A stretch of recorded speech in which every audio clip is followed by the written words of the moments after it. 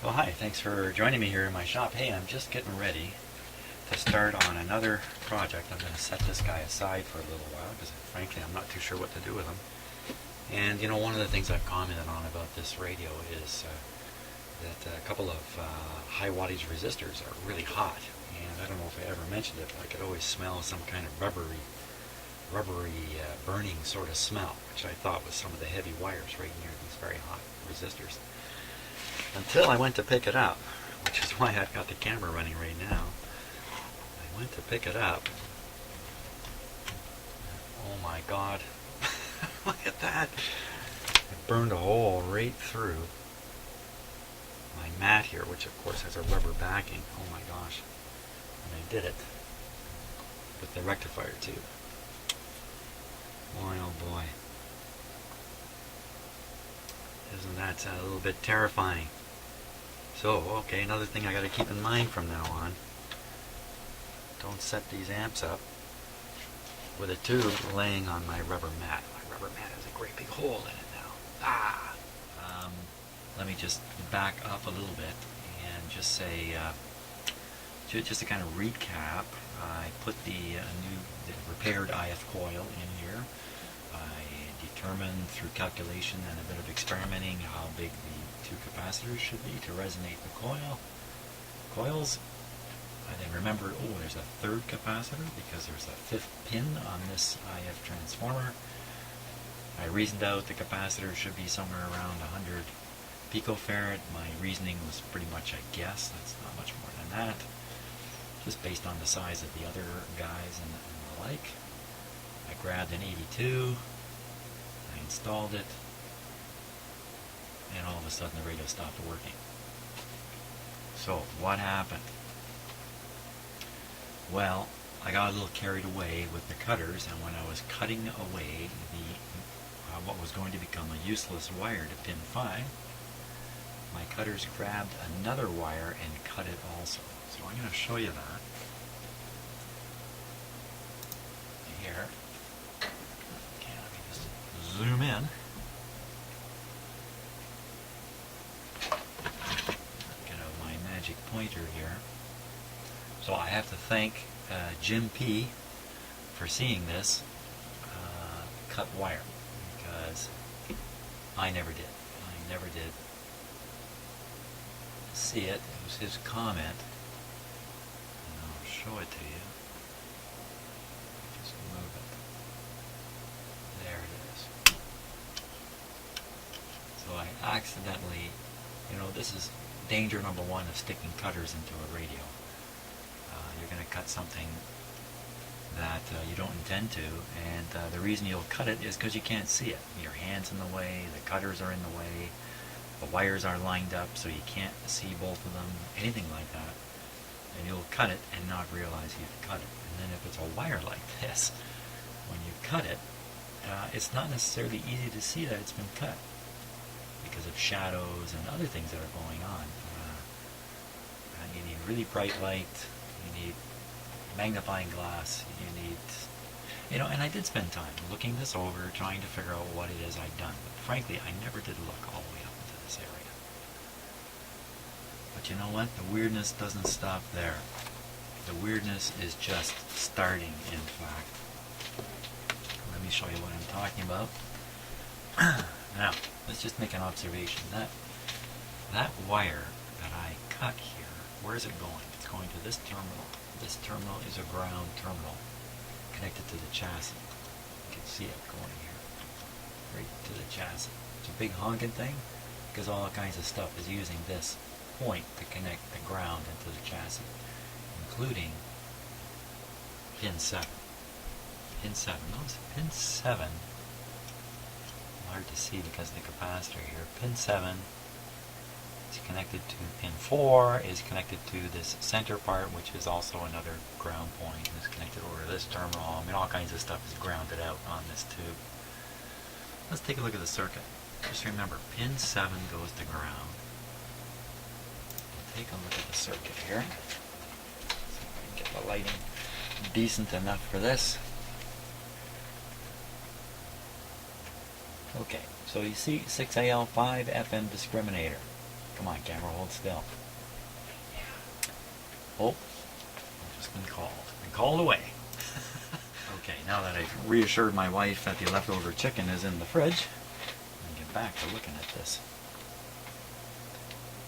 Now, look at pin 7 on the 6AL5. Is it going to ground? No. It's going over to the IF can. Actually, I'm not sure that's even fair to call that an IF can. But in any case, it's going over to pin 2 on the coil there. 7 goes to 6 and 5. 6 and 5 go to ground. Let's look at 6 and 5. 6 and 5. Easy to find. They're right next to 7. So here's 6 and 5.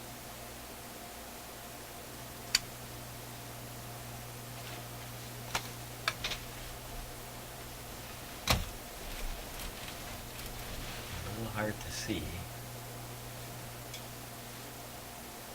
Maybe on camera. 6 is connected to 5, and then they're connected to this insulated wire that shoots down to another terminal. It doesn't go to ground. Pin 7 is definitely going to ground. This wire is not displaced. I checked an earlier video prior to me doing anything, cutting that wire, and it certainly is in the right spot. It didn't go anywhere. So let's look at the schematic again. Okay, so pin 7 goes to ground, 5 and 6 goes to the transformer. Okay, we must just not look at this right. Okay, again, pin 7 goes to ground. No, it doesn't. Pin 5 and 6 go to... They go to ground. They're tied together. They go to ground. What is going on? Okay, so I decided the schematic has the diagram for a 6AL5 wrong. Okay, so we take a look at the 6AL5 in the book here. There it is. I won't study it at length. Take my word for it. That's exactly the same as what's on the schematic, the pinouts. Okay, what could be going on? So, you see me reaching back here, pulling out the tube. Here's the tube. The tube in question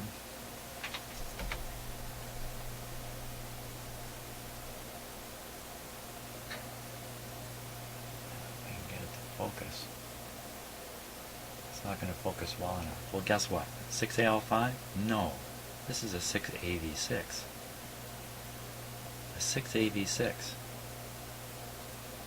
And it's a different tube from a 6AL5. 6AL5 is a twin diode, like a double diode. The I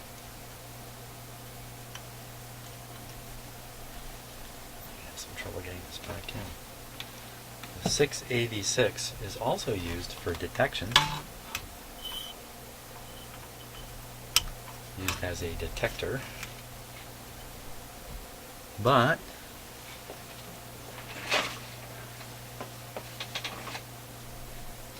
its structure is different. Let's look at the 6AV6 here in the book. 6AV6.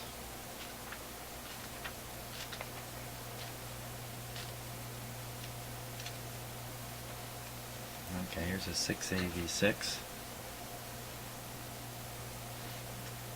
Miniature tube used as a combined detector, amplifier, and AVC tube in automobile and AC operated radio receivers.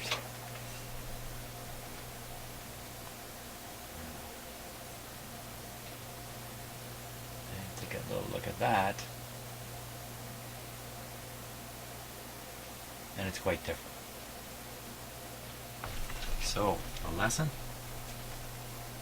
The lesson is, this is not the right schematic. Or there was some kind of a production change after the schematic was produced. something has occurred here, and I got caught right in the middle of it. Isn't that something, eh? Well, the good news is, regardless of which tube's in there and all that kind of stuff, I just solder that cut wire back, just connect it back. This radio should come back to life. And I should be able to connect that particular capacitor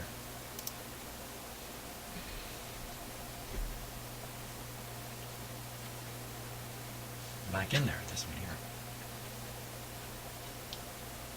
Just right to where I wanted to connect it. It should be a suitable ground point. Wow.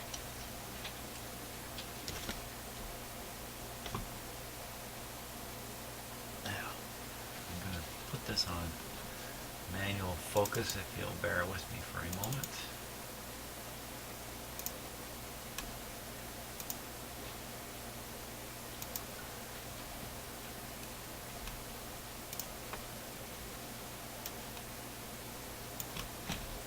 Here we go. There. This autofocus just can be very, very annoying.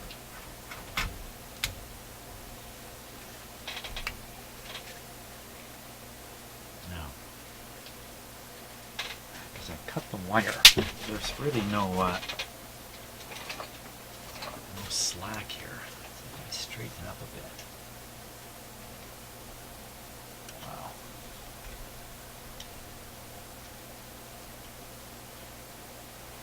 Bend this pin that way.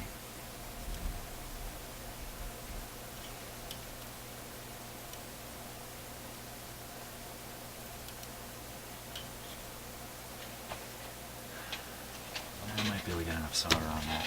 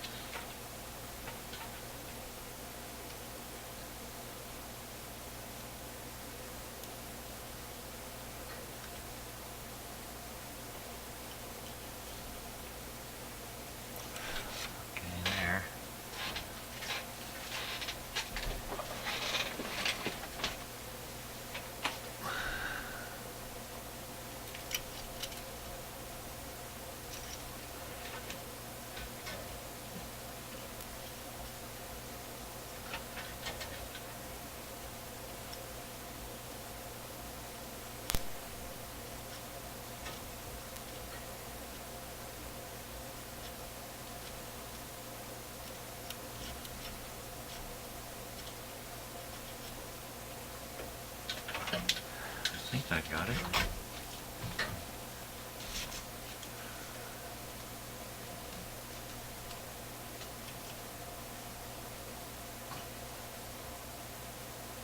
There we go. Okay. Another journey of Odyssey. You know what? I got a whole video I'm not going to post of me testing this radio with that wire cut, which I'm not going to bother posting now that I know what the problem is. So, there we go. Hey, let's test this thing out now. See what we get. Just in case I'm talking through my hat again. It's an interesting phrase. I wonder what that really means. I find myself using phrases from time to time that I've been using all my life, and then I stop and go, oh, geez, you know, does that really mean what it sounds like? So,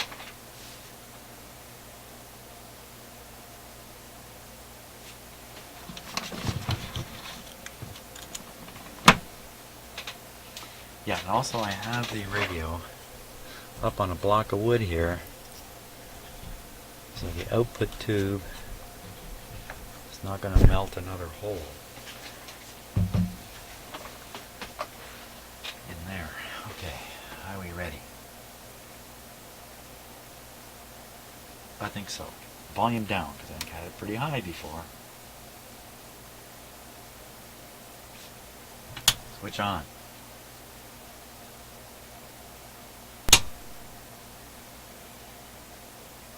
Okay, we're good on the light bulbs.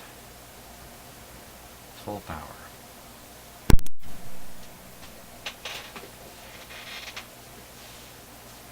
Again, on the video, you hear lots of electrical pops and clicks and stuff like that I don't hear here in my shop at all.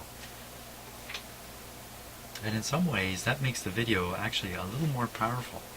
If you get information from those clicks and pops, especially staticky sounds as I'm trying to make connections and stuff like that. If the connections are a little loose, the clip lead's a little loose, you hear it on the video. I don't hear anything here in my shop.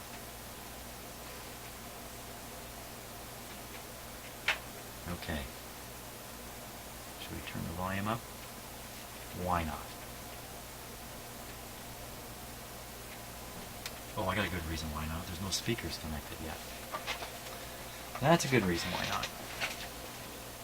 Okay, shut her off. That's right, I packed this radio up in favor of looking at a couple others. I disconnected the speakers, so I'm going to reconnect up a set of speakers here, and we'll try this again. Okay, so I've connected up a couple of speakers, and I've also connected up a few other things. I've connected up my output meter here, and I'm ready to connect the output from the signal generator and the oscilloscope. I'm going to talk a little bit before I actually do this, and I'm anticipating the radio's going to work, and I'm not too worried about it not working. So I got a comment about this meter and the Hewlett-Packard meter I had out when I was trying to calibrate everything. And the comment was the pointer's not sitting on zero. And I'm just going to put this in a bit of a close-up camera so you can see this a little closer. If you're not familiar with this kind of meter, it looks like something is wrong because, just flipping back for a second here, all my other meters, they all sit on zero. They're all sitting on zero. Everything is sitting on zero. That's normal for a meter, but not for this kind of meter. But this kind of meter is, you can see it, great big print, decibels. Yeah, it's an AC volt meter. There's numbers on the scale, but look, there's no zero. No 0 decibels. I gotta eat my hat. No 0 volts. Decibels is a relative thing. So, and you know, like many of my videos, take everything I say with a big grain of salt because I usually have partial knowledge, and I spice it up with a little bit of absolute misinformation. So this is normal for these meters. When they're off, they just fall off the scale. You don't dare turn the zero screw here and try to zero this thing up. That would be bad, bad, bad. It even says right down here, caution, do not use red screw except for range overlap adjustment under conditions described in instruction book. Pointer normally off scale with 0 input. That's a warning written right in there. Because 99% of meters, they sit on 0 and they have a little adjustment to zero them. But this one, not so. So that's just, and this is really designed for making decibel readings or measurements in decibels. And there's that thing called dBm and other stuff, and there's a relative thing, you know, so many decibels above a certain thing and all that kind of stuff, which I'm not going to get into because I don't know it well enough anymore to talk about it. But there's nothing wrong with this meter. It is supposed to sit and look just like it looks. Switch it on here. So my intention is to repeat the measurement I was trying to make before. There we go. Okay, those are just the tubes kind of warming up and funny things happening now. Okay, now there's 0 input. I just pulled the plugs out the bottom. I put them in. I just got them close even. It starts picking up a bit of signal. So now what it's doing now is it's picking up a little bit of hum or something like that. It's on the 0.1 volt scale. So over here is 0.1 volts. So this this is actually 0.02. You know what? That's exactly the output we're looking for during the test. Isn't that a funny coincidence? It's already there. Well, yeah. Well, let's see what happens. Now, another thing I've done, I checked the calibration of my signal generator up here and found it to be pretty close, and realized how I can get the output I want by setting the controls slightly off the actual values you would normally set them. So I'm pretty sure I can get the output of that to be what I want it to be, which I think I can't remember, 300 microvolts.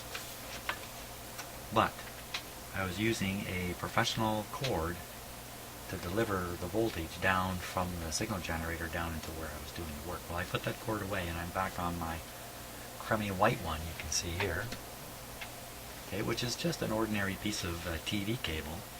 And it comes along and feeds into the back of something you can't see down here. And it comes out on another piece of ordinary TV cable, here it is here, to which I have very craftily attached this clip lead, which I can then clip on there. The signal's going in. Now the problem is, I'm not using really proper connectors and feeding the signal through a TV splitter of all things. TV splitters have filters in them. Who knows what's happening to the signal on its way to the radio. So whatever the signal generator is saying up here on the meter, I really can't necessarily believe that that's what's arriving at the radio. So in order to know what's arriving at the radio, I'm going to use the oscilloscope and connect it up to where the signal is being fed into the radio, and I should be able to determine exactly and accurately what the signal is that's going into it. What do we want? 300 microvolts signal.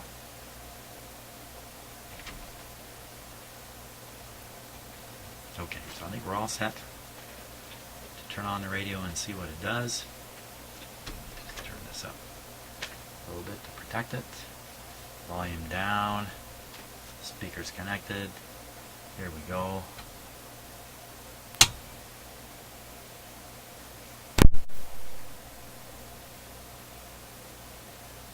It's on AM right now. You can see from this button pushed in. That's not the radio. What? It's not even 9 o'clock. Oh my gosh, Spunky. He's got a pretty good voice, doesn't he? Spunky. And he's camera shy. Ooh. Coming for another pass. Follow me, he's saying. No, he's gone up in my bench there. Okay. Hopefully we won't electrocute my cat during this. A little volume, please.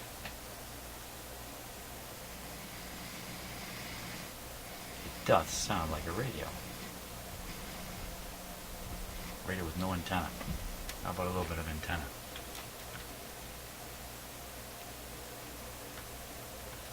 It's actually quite a bit of antenna.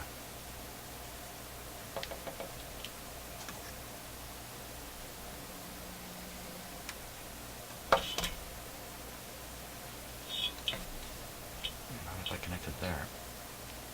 How about there? There we go. I'm barely turning up the volume. I'm getting pretty good response. What do you think there? Uh-oh, danger. Cat on the bench, cat on the bench.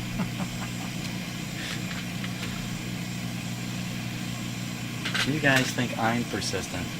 Welcome to Spunky. I learned persistence from this cat.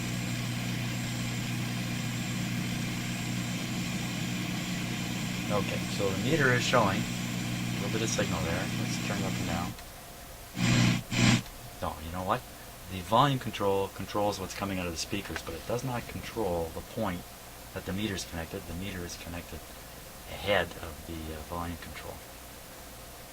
Literally the output of the detector. where it's connected. Okay, so we'll hook up the signal generator.